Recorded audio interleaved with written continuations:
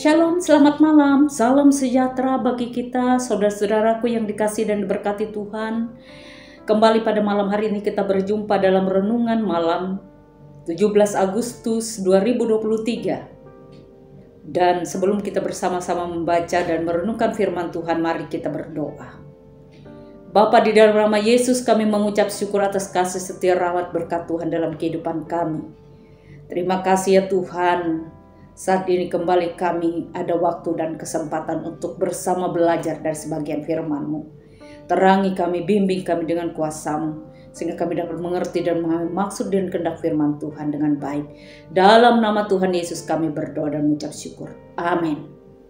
Saudara-saudaraku yang dikasihi Tuhan, Yesaya pasal 45 ayat 20-25 bagian firman Tuhan untuk kita. Dan kita akan bersama-sama membaca bagian firman Tuhan. Saya akan membaca bagian ayatnya yang ke-24 yang berbunyi demikian. Sambil berkata keadilan dan kekuatan hanya ada di dalam Tuhan. Semua orang yang telah bangkit amarahnya terhadap Dia akan datang kepadanya dan mendapat malu. Demikian firman Tuhan untuk kita.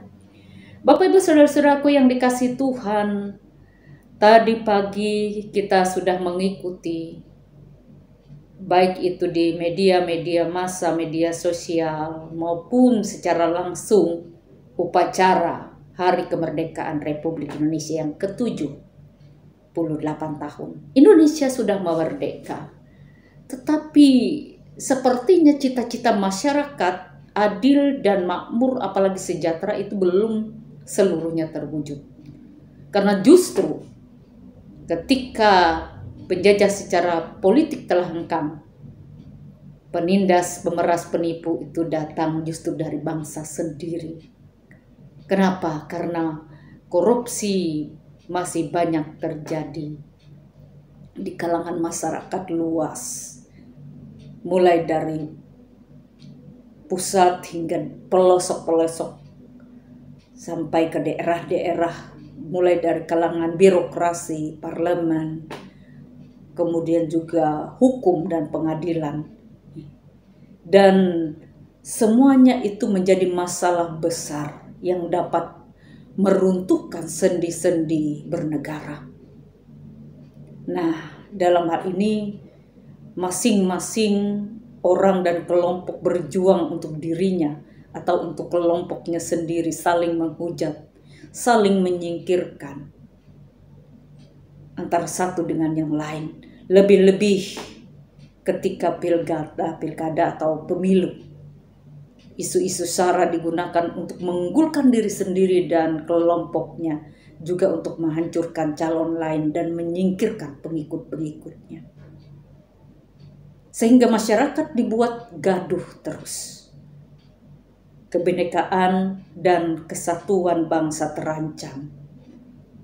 Sehingga banyak orang bingung mau membangun dari mana. Karena apa? Karena masalah pokoknya adalah masalah mental, yaitu mental korup dan lebih mencintai kehancuran dan maut. Nah, Bapak Ibu Saudara-saudaraku yang dikasihi Tuhan, panggilan Yesaya kepada bangsa-bangsa. Yesaya 45 ayat yang ke-20 sampai 25 ini merupakan bagian kedua dari kitab Yesaya. Yang pertama Yesaya pasal 1 sampai 39. Yang kedua Yesaya pasal 40 sampai 55 dan yang ketiga Yesaya 56 sampai 66. Dan bagian kedua ini dinubuatkan pada saat umat Israel berada di pembungan di Babel. Mereka mengalami penindasan, mereka mengalami ketidakadilan, dan mereka mengalami kesengsaraan. Hingga mereka mengalami krisis multidimensi seperti krisis sosial, ekonomi, politik, budaya, terutama krisis rohani. Mereka mengalami syok rohani. Mengapa Tuhan menyerahkan umat pilihan kepada bangsa yang tidak mengenal Tuhan? Itu pertanyaan yang selalu muncul bagi umat Israel.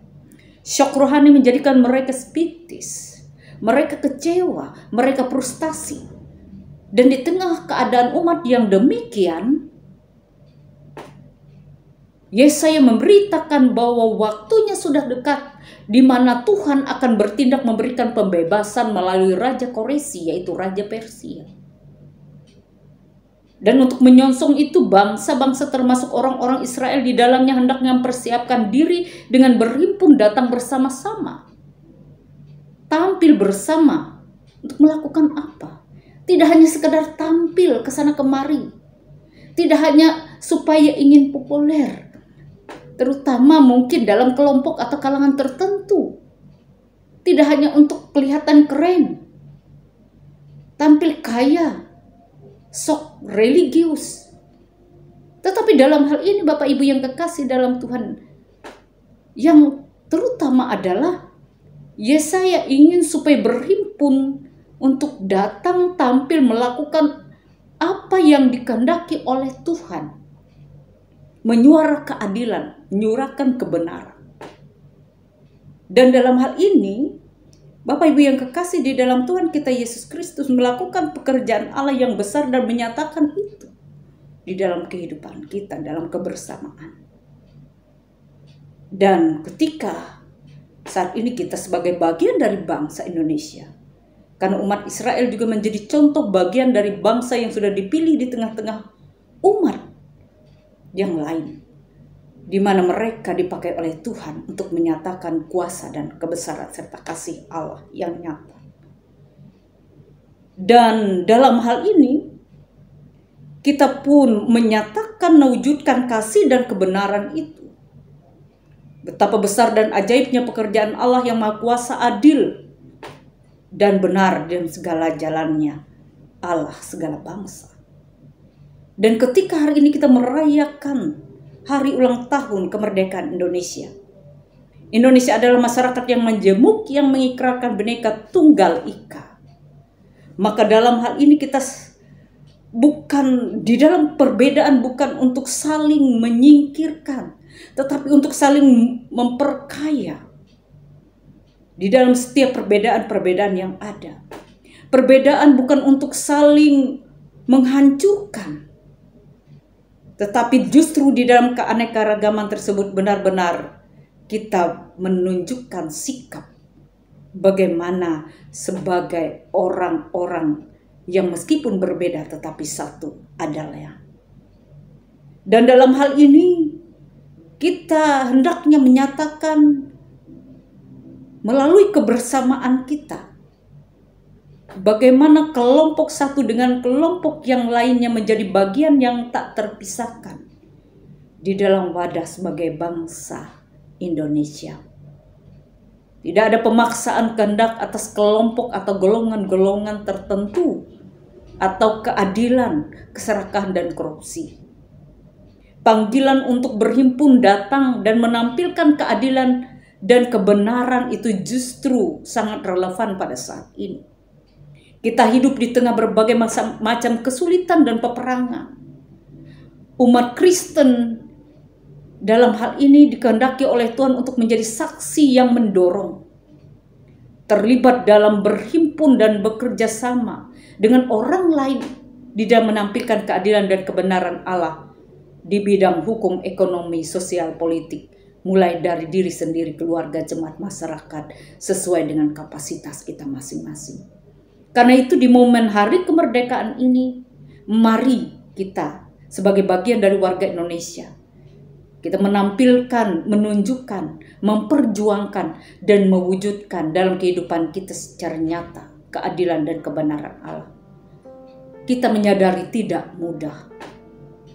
Tetapi dalam hal ini, ketika kita mau berjuang bersama, menampilkan sesuatu yang baik dalam kebenaran yang baik, maka kita akan senantiasa dapat menjalankan itu, sebab kita bekerja di jalan dan bersama Tuhan sendiri.